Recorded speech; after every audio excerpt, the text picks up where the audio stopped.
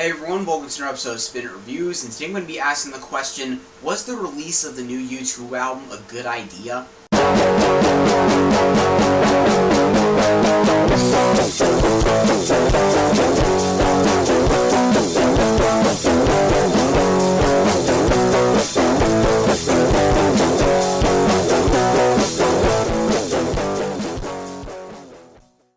Before anything else, I just to let you guys know that this is actually one of two videos I'm doing about this album. The other one, which I'll annotate here, link in the description and stuff, is the proper album review. And just like how in that one, how in there I'll only talk about the music, in this one I'm only talking about the way this album was released through Apple. Because I didn't really want the two bleeding together.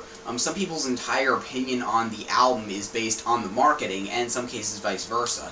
So I figured the best thing to do in my situation would be to try my best to separate the two entirely.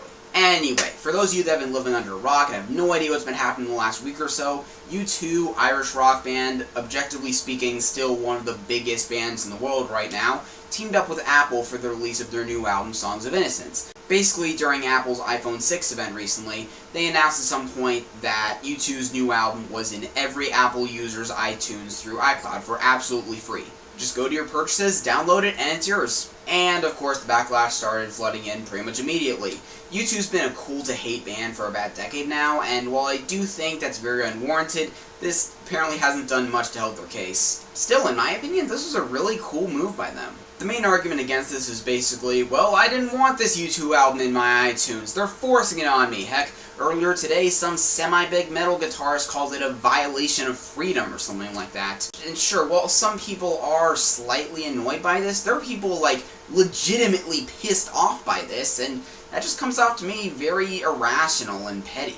Let me just ask you this. Why are you so adamantly against even the idea of listening to the new U2 album? Is it because you were never a fan to begin with? Well, in that case, it's not like you can't delete this or it takes up space in your iTunes. It's very easy to delete something from your iTunes and cloud, you know. And even if there's some weird thing making it harder to do that, or you just can't figure it out yourself, Apple themselves have recently provided instructions for how to remove this album if you really want to, so there's no excuse there anymore. And besides that, are you really so self-isolating and closed off in your own little bubble of musical taste that if 40 minutes of something you weren't expecting pops up in your iTunes, it'll ruin your day? And even if it wasn't intended this way and it was just more Apple promotion, which realistically it probably was, I also see this as a sort of social experiment to see how willing the typical modern music fan is to possibly go outside their comfort zone if practically zero effort is required on their part.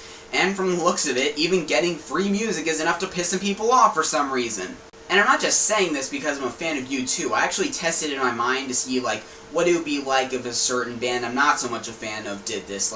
Say if I woke up tomorrow and the new Black Veil Brides, or Attila, or Falling in Reverse, or Limp Bizkit album was in my iTunes, or all four, I wouldn't mind. I mean, worst case, I could either just listen through once, not be a fan of it, and then just get rid of it, or just take a few seconds to delete it from my iTunes and cloud. It'd please the fans, maybe get them a few new fans in the process. I wouldn't necessarily have a problem with that, and everyone else would just move on.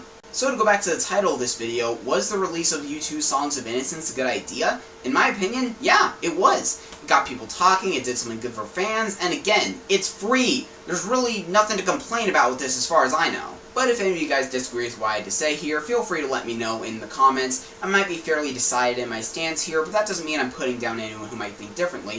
If anything, I would love to have some discussion and a conversation started civilly in the comments. Also, for my little question for this, it's a two-parter. One, what do you think about this whole thing in general? And two, would your thoughts on this be any different in the slightest if this was your favorite band that did it? If tomorrow you woke up and insert your favorite band here, this new album was in everyone's iTunes pretty much against their will. I'd love to get your thoughts on this. So, yeah, share this around with anyone who might be interested, like the Facebook page in the description, for updates, commentaries, music news, and reviews of older albums. Remember to click the link annotated here in the description for the Songs of Innocence review, where I talk about only the music. And hopefully I'll see you in the next episode of Spin It Reviews.